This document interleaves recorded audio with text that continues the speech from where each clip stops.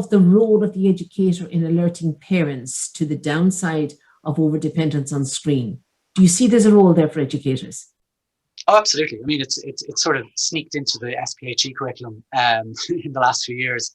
There isn't a school in the country that hasn't brought, I suppose, what you call an internet safety person into the school, and the good ones will talk about screen time, which seems to be the colloquial term for it, and the dangers of too much screen time, and how often a child, should be or could be, or whatever the word is, using a screen and for a reason, as well as then going down the road of, the actual.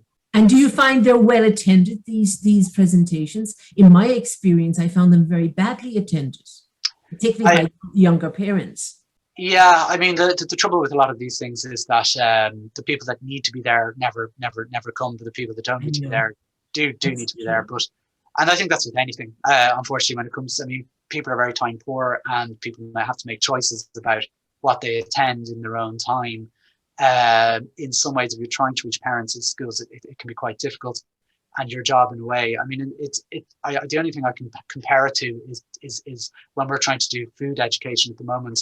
We've sort of messed up the last generation in terms of we can't, parents, convenience food and all that kind of stuff is ubiquitous. And you're what we're trying to do now is, okay, let's forget about the last generation. Let's teach children about where food comes from, how to grow food, so that they don't actually mess up the next generation. So in a way, it could be the same sort of theory when it comes to these screens, that we've had a generation that had no idea what we were doing. We probably made a mess of things. So let's get this generation that we actually have some sort of control over in terms of what we can, educate them. Just to pick up on a point that Simon made there, right? To my students, right? The first thing in the introductory lecture to my undergraduate and postgraduate students, I referenced Daniel Levitin's book, The Organized Mind. It should be recommended reading for every parent and every child in a digital age. It explains a lot of the